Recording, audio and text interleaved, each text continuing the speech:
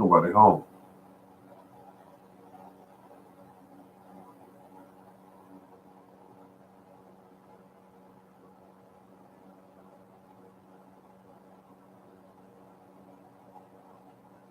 Hello. I looked down and looked back up, and there were three people there, and now there's two. I'm actually getting back home from shopping, and I'm still looking for a weed trimmer that's that professional grade that will get the job done on my property this year. As I said earlier, the neighbors relieved me of my one last year. So we'll see what happens. We'll see what happens. But the day was good. Oh, thank you for the thumbs up. The day was good. I'm in the store shopping around for organic ways of spraying my trees, fruit trees. And I think that I may found some things that I'm looking at that might, that pique my curiosity, so to speak. Um, because I've tried everything I know. It was a type of dormancy spray that I purchased years ago, and I would do it like once or twice on the tree to the trees, and add a little bit of soap in there to kind of give it, so it would stick to the branches and all. But it did okay, but it really didn't keep it. Thank you for the thumbs up. It didn't keep the trees safe from the bugs. The bugs overwintered and woke up to a big meal, which was my apples and my peaches. Mostly my peaches. So this year I want to do something different. So I'm thinking of using something called pure neem oil, and so that's what's going on here. So all in all, I got every seed I want. There's two tomatoes along with the ones that Mr. Permaculture sent me, and so the seeds that I have is one's called uh, Cherokee Purple, I think it is Cherokee Purple, and the other one is God. I always forget the name of that other one. Brandy wine. Brandy wine. Been hearing a lot about these tomatoes. They're very, very, very, very well known. So I want to try them. Because what I would do in the past, I would go grab a tomato and mostly something said beef steak or beef something like beef steak, and a lot of tomatoes can be beef steak as long as they're big. But brandy wine is a tomato where I've been doing a little bit of research on. It's also the Cherokee Purple, and people are bragging actually about the flavor of these two particular tomatoes.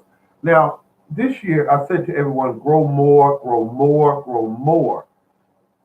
You want to grow more because you can always, say I don't need these and give them away or help somebody else out. But I think that it's more important to have it growing. So I used to do like last year. I think I did a one, two, three. I think I did three tomato plants. No, not this year. I'm doing a total of maybe eight. And there is another tomato I want to put in the ground, which is oh God, it's called Roma tomato. It's just one that I bought years ago, and I want to keep the seeds fresh, so I'm going to plant it for primarily for the seeds. Um, Another thing, I have I bought a new shovel and it's doing pretty good. Oh, thanks for the thumbs up. Another thumbs up. I like that. Thank you. But I have all my seeds. Right now, I'm looking at a greenhouse right now in my possession, and it is got two kinds of Swiss chard in it. One is I think it's called a brandy, or is it Rudy? I'll look at the label later, but it's a red stem. It's red veins in the leaves. So I have that, and also I have the standard giant. They call it giant Swiss chard. Now,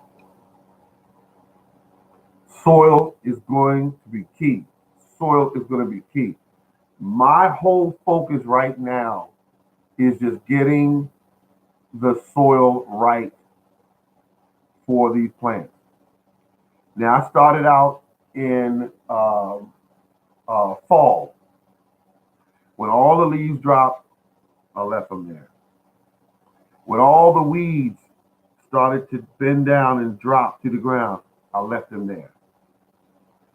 All the litter from the yard, from the okra and from the last year's tomato vines and all of the vines and plants I grew, they were mowed over with a tractor.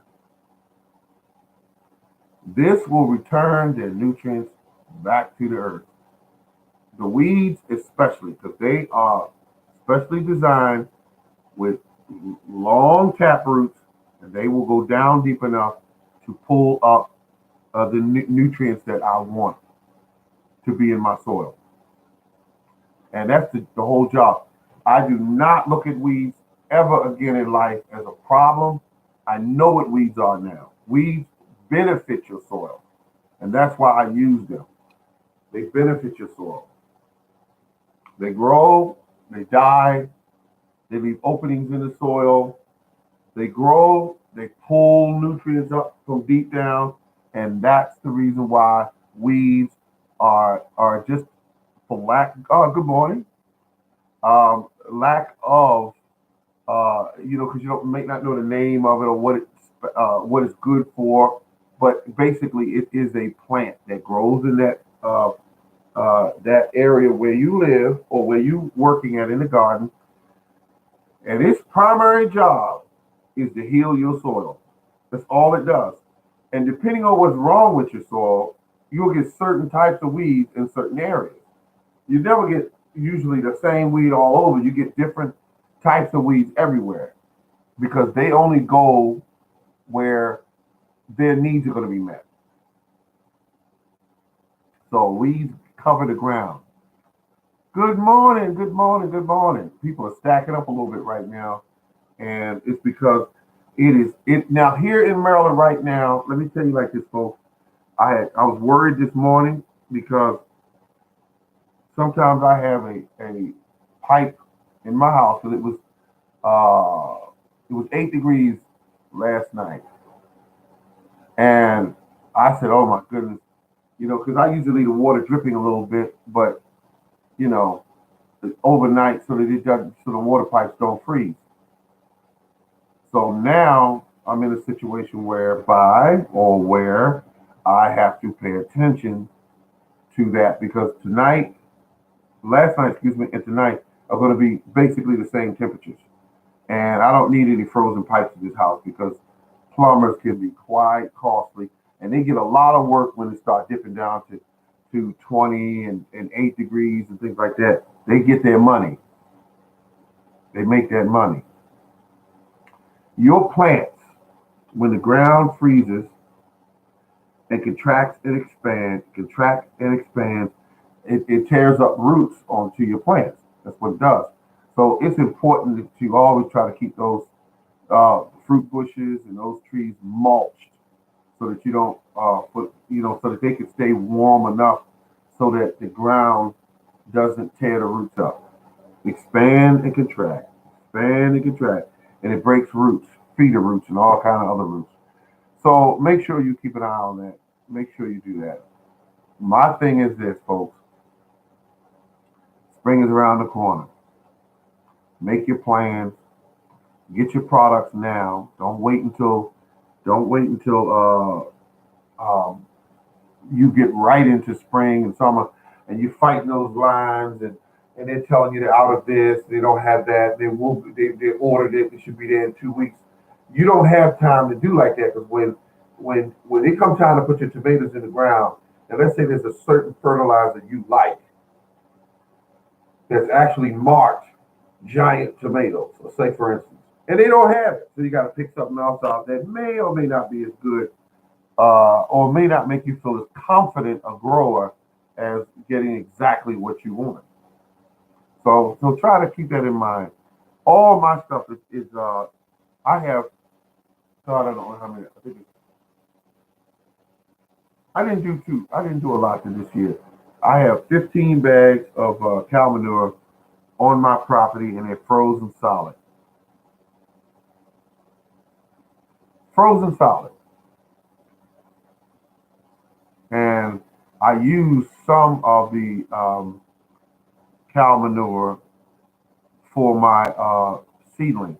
I put 40% cow manure and 60% peat moss, and then also I put some perlite in there.